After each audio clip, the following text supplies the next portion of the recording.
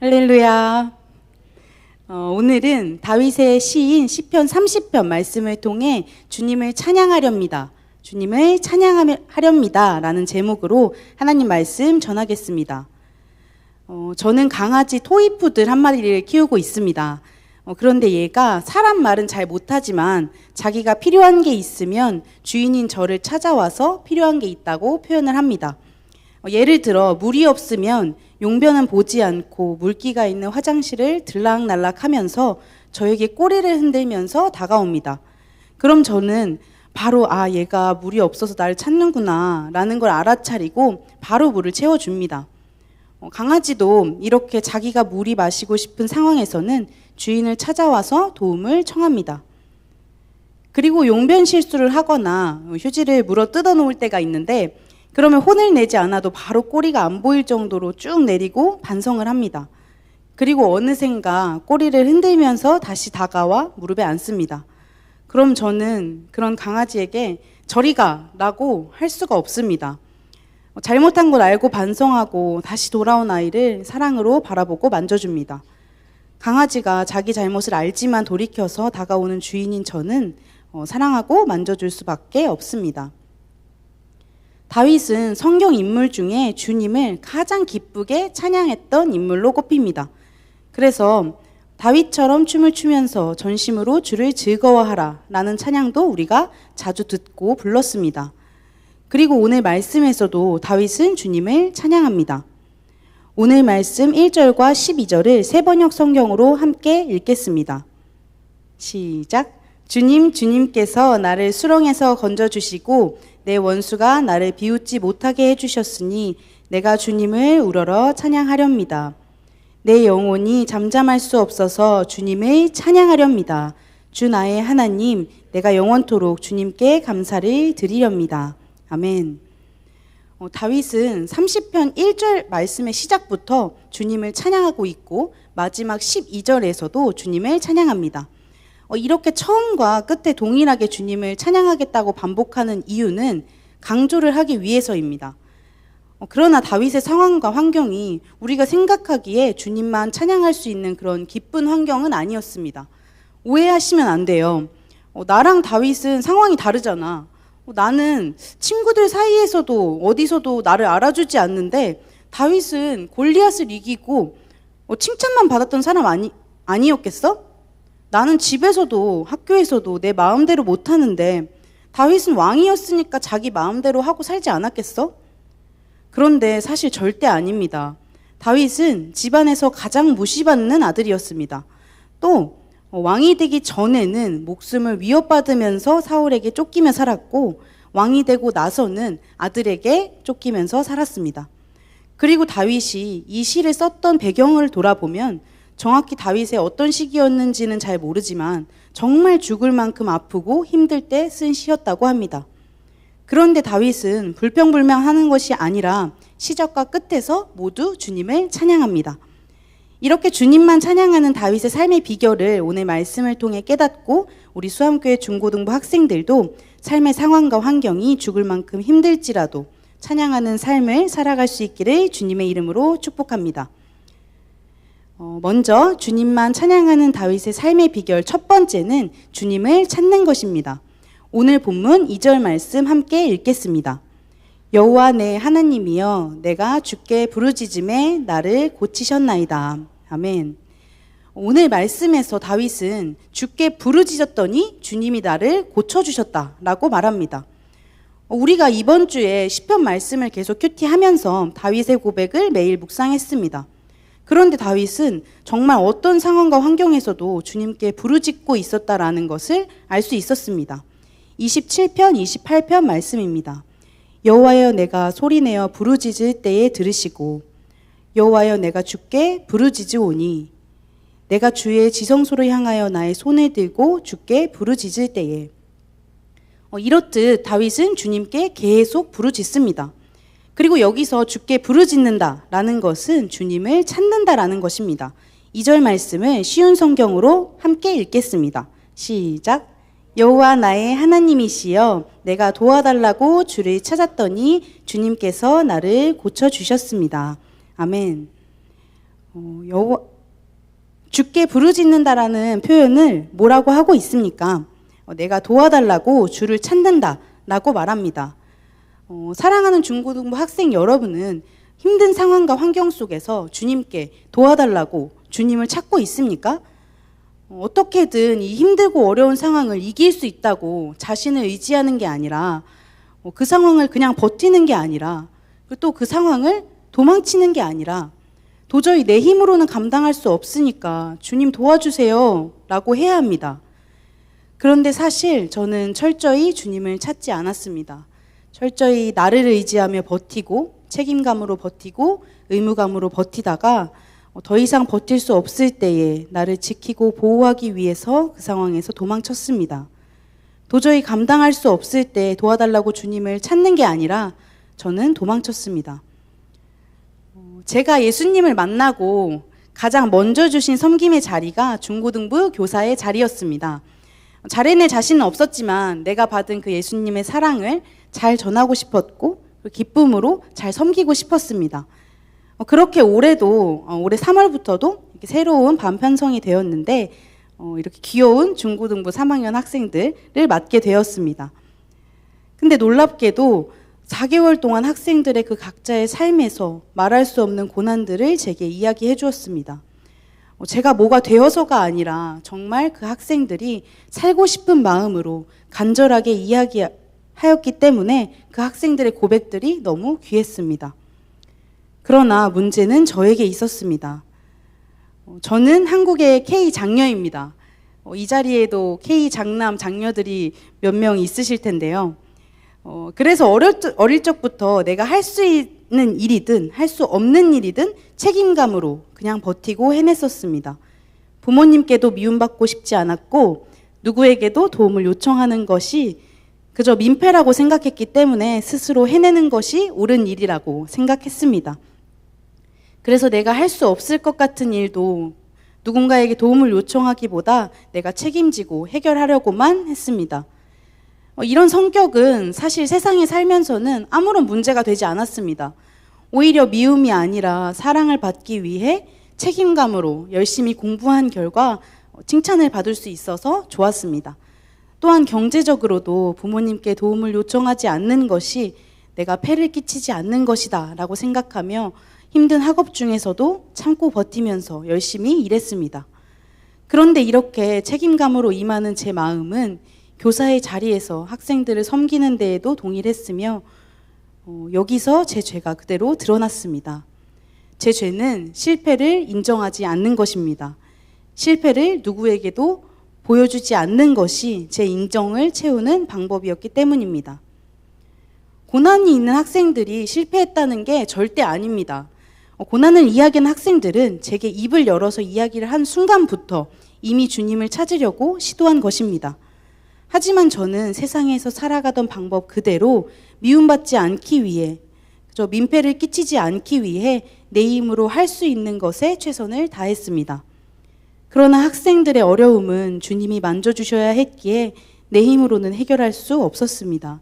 그리고 그 사실을 깨닫고 인정하는 순간 주님께서 사람들에게도 미움받으며 폐를 끼치는 주님께도 사람들에게도 미움받으며 폐를 끼치는 것이라는 사실이 제게는 실패였습니다. 이때 저는 도와달라고 주님을 찾았어야 했습니다.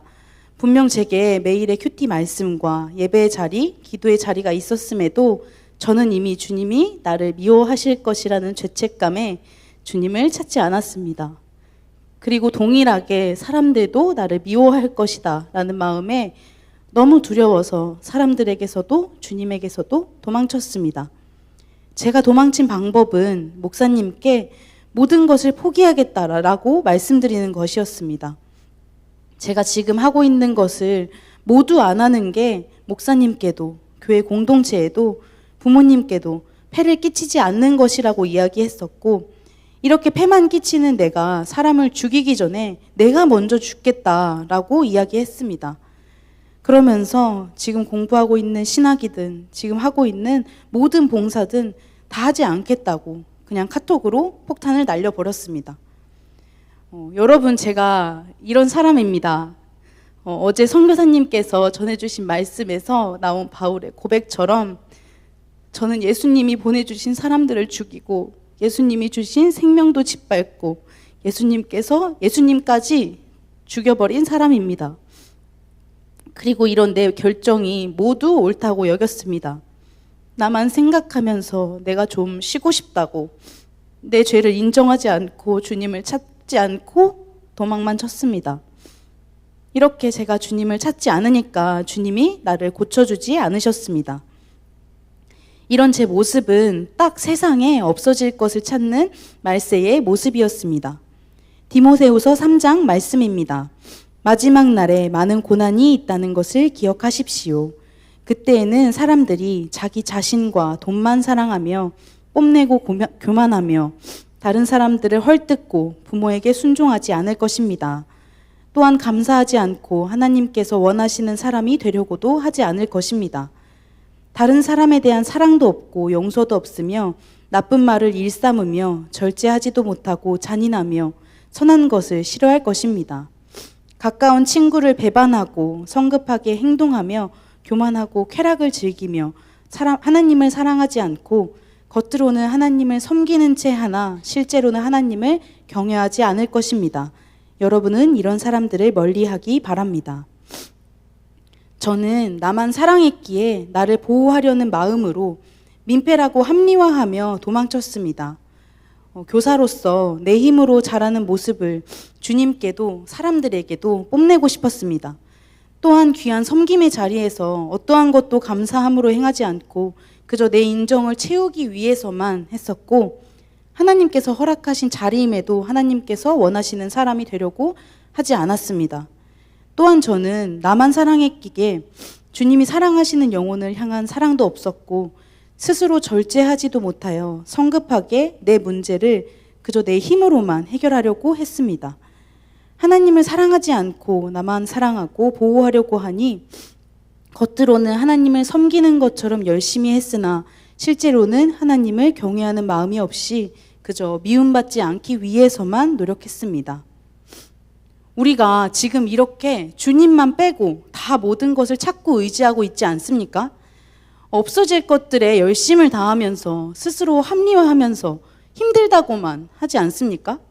그러나 사랑하는 여러분, 이런 저도 내 실패를 인정하고 살려달라고 도와달라고 주님을 찾았더니 주님이 고쳐주셨습니다. 2절 말씀 쉬운 성경으로 다시 함께 읽겠습니다. 여호와 나의 하나님이시여 내가 도와달라고 주를 찾았더니 주님께서 나를 고쳐주셨습니다. 아멘.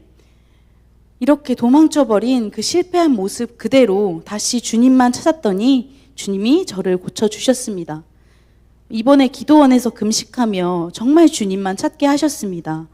다른 것 하지 않았습니다. 다윗처럼 내 힘으로는 못하겠으니까 이제 내 힘으로는 버티며 사는 것은 못하겠으니까 도와달라고 주님만 찾았습니다. 그리고 이제 도망치는 것이 아니라 말씀을 통해 기도를 통해 예배를 통해 도와달라고 주님을 찾았더니 주님이 나를 고쳐주셨습니다. 여러분 주님을 찾으십시오. 오직 주님만이 우리의 상한 마음을 고치시고 바뀌지 않고 슬프고 힘든 상황 속에서 다윗처럼 찬양이 흘러 넘치게 하십니다. 그럼 우리가 도와달라고 주님을 찾는데 적당히 한 번, 두 번 그냥 도와달라고 해보고 말아야 합니까? 절대 아닙니다. 2절에서 원어를 살펴보면 내가 부르짖음에는 도와달라고 외치는 것인데 상황의 급박성을 나타내는 것이 아니라 상황의 급박성을 나타내는 것이라고 합니다. 그러니까 쉽게 말해서 정말 간절하게 외치는 것입니다. 제가 기도원에서 기도했던 것은 앞으로 내가 도망가고 싶은 상황을 없애달라거나 내가 힘들고 어려운 일을 겪지 않도록 해달라는 것이 아니었습니다. 정말 주님만 찾고 간절히 부르짖었습니다. 사실 기도원에서 기도를 하면서도 내 안에 도망치고 싶었던 그런 순간들이 계속 떠올랐습니다. 그 순간 속에서 더 빨리 포기했어야 했는데 내가 더 확실하게 안 한다고 했어야 했는데 하는 그런 생각들로 예수님을 계속 십자가에 못 박았습니다. 그러나 이때 내 안에 그 부정적인 소리에 집중하는 것이 아니라 주님만 간절히 찾았더니 베드로에게 찾아가신 예수님의 사랑으로 제 마음을 고쳐주셨습니다. 베드로는 로마 박해 시대에 십자가 처형을 당할 위기 앞에서 무서워서 도망을 칩니다. 안 하겠다고 도망치는 제 모습과 같았습니다. 그리고 그때 베드로 앞에 예수님께서 나타나 주십니다. 그런데 이상하게 예수님께서는 베드로에게로 다가오시는 것이 아니라 베드로를 등지시고 어딘가로 걸어가고 계셨습니다. 이때 베드로가 예수님께 묻습니다. 주님 어디로 가시나이까? 그리고 주님께서 말씀하십니다. 내가 내 양들을 버린 고로 너를 대신하여 내가 다시 한번 십자가에 못 박히러 가노라. 베드로는 그 자리에서 통곡합니다. 왜냐하면 주님 어디로 가시나이까 이 말씀은 주님이 살아계실 때 이미 베드로가 했던 말이었습니다. 요한복음 13장 말씀입니다. 시몬 베드로가 이르되 주여 어디로 가시나이까? 주께서 대답하시되 내가 가는 곳에 내가 지금은 따라올 수 없으나 후에는 따라오리라. 베드로가 이르되 주여 내가 지금은 어찌하여 따라갈 수 없나이까? 주를 위하여 내 목숨을 버리겠나이다. 예수께서 대답하시되 내가 나를 위하여 내 목숨을 버리겠느냐? 내가 진실로 진실로 내게 이르노니 닭 울기 전에 네가 3번 나를 부인하리라. 저는 3번을 부인한 베드로보다 사실 더 여러 번, 수십 번 주님을 부인했음이 깨달아졌습니다. 그리고 제가 도망을 칠 때마다 예수님께서는 나를 대신해서 또 십자가에 달려 죽으시며 저를 살려주셨음이 깨달아졌습니다. 이후 베드로는 도망쳤던 그 자리로 다시 돌아가 십자가에 거꾸로 매달려 순교합니다. 저 또한 주님을 찾고 부르짖어 회복하게 하셨을 때 나를 부인하고 내 십자가를 지고 주님을 따르겠다라고 결단하게 하셨고 이제는 도망치는 삶을 사는 내가 아니라 예수 생명으로 사는 나로 고쳐주셨습니다. 사랑하는 중고등부 학생 여러분, 삶의 스스로의 힘으로 도저히 견디기 힘든 것이 있습니까? 그러면 그 문제를 가지고 간절하게 정말 주님을 찾으시기를 바랍니다. 왜 지금 가정의 상황과 환경에서 벗어나게 해달라고, 치료해달라고, 고쳐달라고만 하고 정작 주님을 찾지는 않습니까? 왜 열심히 주님 앞에 나아오고 큐티하고 그 말씀대로 살아보려고는 하지 않습니까? 왜 아무것도 하지 않습니까? 고쳐달라고 그냥 가만히 앉아서 떼쓴다고만 되는 게 아닙니다. 주님을 간절히 찾아야 합니다.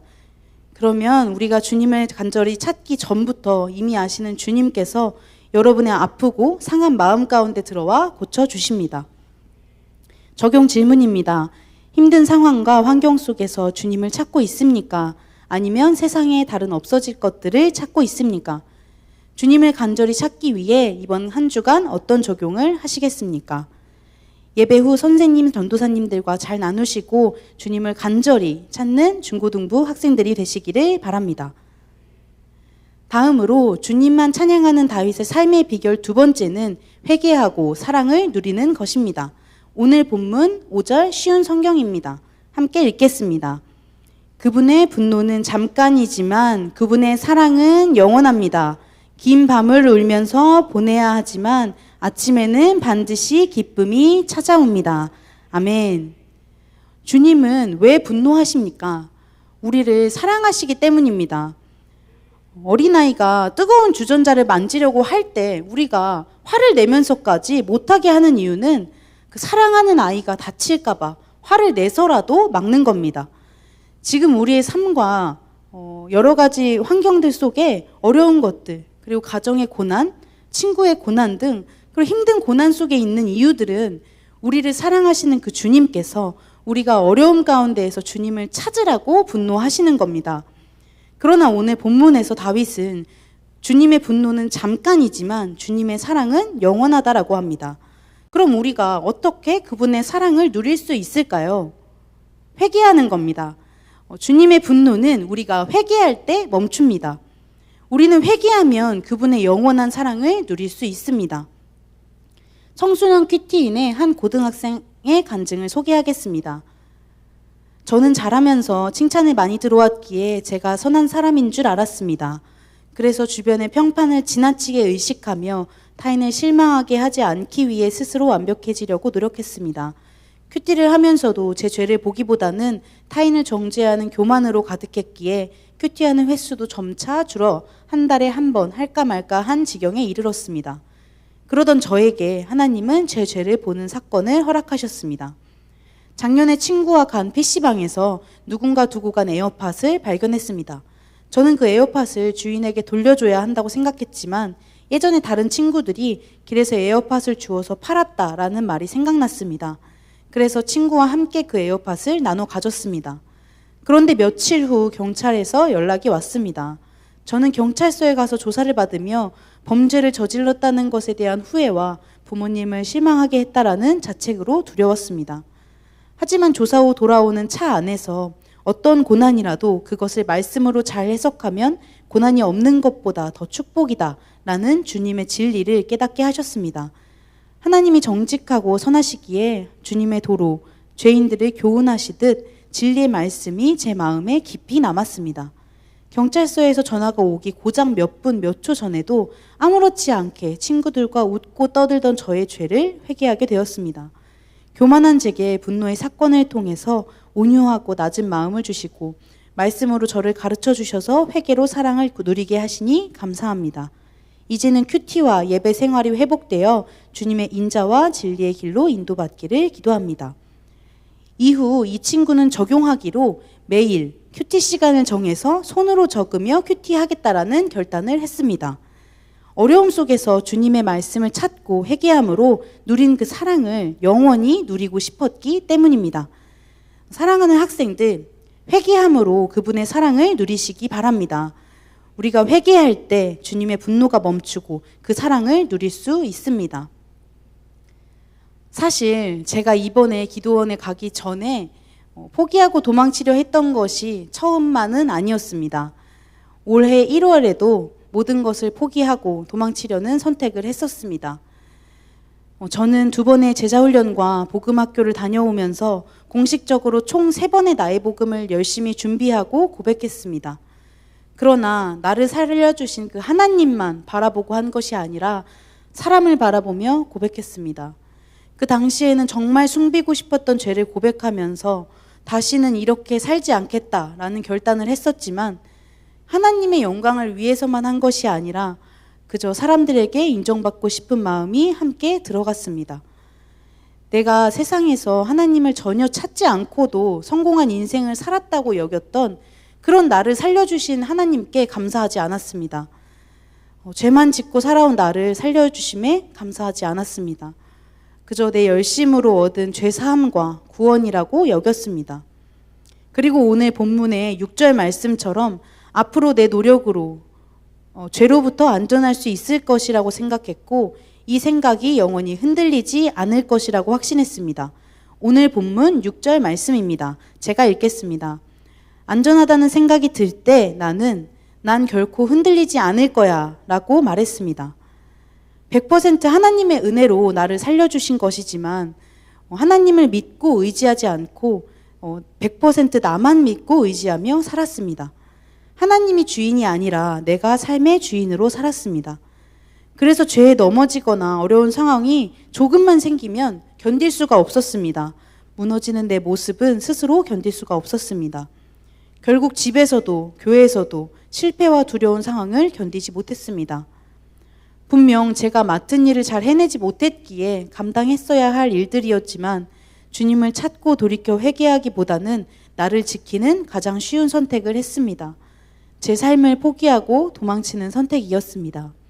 그리고 앞서 이야기했던 것처럼 그것과 다를 바 없이 사실 저는 또 내가 죽을 것 같아서 나를 지키기 위해서 다 그만하겠다고 목사님께 또 폭탄과 같은 카톡을 보냈습니다.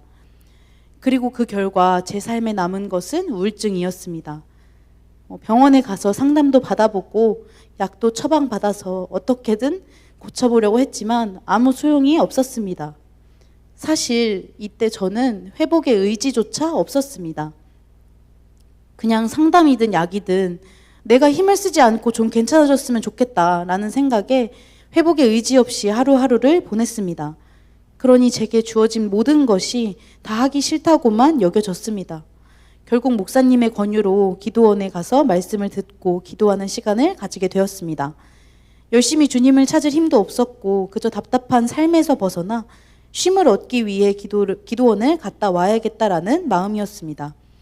그러나 제 예상과는 다르게 예배를 드리고 기도를 하며 가장 먼저 나온 기도는 회개 기도였습니다. 철저하게 하나님을 내가 필요할 때만 이용하고 내가 주인이 되어 살아간 삶을 살았다라는 것이 깨달아졌습니다. 내가 주인이 되어 사는 삶의 결과는 죽음이라는 것을 아시고 저를 살리려고만 하시는 그 주님을 찾지 않았습니다. 오히려 나를 지키려고 했던 모든 행동이 계속 예수님을 죽였다라는 사실이 깨달아졌습니다. 그리고 내 잘못이라는 것을 인정하지 않으려고 목사님께서 상처를 받으시든 말든 예수님께서 상처를 받으시든 말든 다 안 하겠다고 그냥 폭탄과 같은 발언을 하며 큰 상처를 드렸다라는 사실이 깨달아졌습니다. 그리고 기도원에서 나가서 반드시 회개의 적용으로 사과를 드려야겠다라고 생각을 했습니다. 기도원에서 예수님 앞에서 철저히 무릎 꿇고 회개를 했던 것처럼 전심으로 사과를 드려야겠다라는 마음이 있었습니다. 예수님께 죄송한 마음으로 목사님 앞에서도 무릎을 꿇고 사과를 드렸습니다. 제가 주인된 삶에서는 절대 할 수 없는 사죄의 적용이었지만 이제는 나를 살려주신 주님이 주인 되셔서 주님 앞에서 주님의 힘으로 할 수 있었습니다. 그리고 그렇게 목사님 앞에 무릎 꿇고 사과를 드렸을 때 제가 누렸던 것은 또 미움받을까 하는 그런 두려움이 아니라 내 실패를 인정함으로 좌절하는 것이 아니라 주님이 용서해 주시는 그 사랑을 경험할 수 있었습니다. 사랑하는 중고등부 학생 여러분, 주님의 그 잠깐인 분노 앞에서 지금 멈추어 계시지는 않습니까? 영원한 주님의 사랑을 누리고 싶지 않습니까? 주님 앞에 나와 회개하시기를 바랍니다. 주님의 분노 앞에서 두려움에 주저앉아 있지 말고 죄책감에 넘어져만 있지 말고 회개하고 주님의 사랑을 누리시기 바랍니다. 오늘 본문 11절입니다. 다 같이 읽겠습니다. 주께서 내 슬픔이 춤이 되게 하셨고 내 베옷을 벗기고 기쁨의 옷을 입혀 주셨습니다. 아멘. 제가 회개하고 주님의 사랑을 누렸을 때 제 삶의 슬픔이 춤이 되게 하셨고 나의 베옷을 벗기어 기쁨의 옷을 입혀 주셨습니다. 병원에서 받은 상담도 약도 소용이 없었던 그 우울증은 주님을 찾고 회개함으로 모두 주님께서 단번에 치유해 주셨습니다. 그리고 기쁨으로 바꿔 주셨습니다. 사랑하는 중고등부 학생들도 주님 앞에 나와 회개함으로 주님의 사랑을 누리며 기쁨의 옷을 입혀주시는 그 주님을 찬양하게 되시기를 바랍니다. 그런데 사실 제가 이렇게 회개를 하고 나서도 주님 앞에서 평생 흔들리지 않은 삶을 살았을까요? 아닙니다. 앞서 이야기한 것처럼 저는 이렇게 회개를 했음에도 또다시 같은 이유로 목사님께 카톡을 보냈고 예수님을 버리고 도망치는 선택을 했었습니다. 그래서 우리는 한 번의 회개로는 되지 않습니다. 한 번의 회개가 아니라 매일매일 회개함으로 영원한 그 사랑을 누려야 합니다. 사실 우리가 매일 회개할 수 있는 이유는 주님의 그 사랑을 알기 때문입니다. 여기 앉아있는 우리는 주님의 사랑을 누려본 경험이 있을 겁니다. 그 사랑이 얼마나 기쁘고 감사했습니까? 정말 다윗처럼 춤을 추면서 주님을 찬양하고 싶지 않았습니까? 그 사랑을 다시 매일 맛보고 누리는 방법은 회개하는 겁니다. 매일 주님을 찾고 부르짖으며 모두 매일 회개합시다. 그럼 주님이 우리가 기대하는 것보다 더 큰 사랑을 부어주실 겁니다. 적용 질문입니다. 주님의 징계 앞에서 죄책감과 두려움에 사로잡혀 있지는 않습니까? 주님의 분노를 멈추고 주님의 사랑을 누리기 위해 회개해야 할 것은 무엇입니까? 말씀을 마칩니다. 사랑하는 중고등부 학생들, 주님께서 찾도록 허락하신 각자의 어려운 상황과 환경 속에서 주님만 찾으시기를 바랍니다. 우리가 주님을 찾기 전부터 이미 우리를 고치시기 위해 기다리고 계시는 그 주님만 찾고 부르짖으시기를 바랍니다. 그리고 주님의 분노 앞에서 두려워하지 않고 더 주님만 찾으며 회개함으로 그분의 사랑을 누리시기를 바랍니다. 주님만 찾고 끊임없이 회개하는 삶이 다윗이 기쁨의 옷을 입고 주님만 찬양하는 삶의 비결이었음을 기억하며 수암교회 중고등부 학생들도 기쁨의 춤을 추며 주님을 찬양하는 삶을 살게 되시기를 주님의 이름으로 축복합니다. 기도하겠습니다.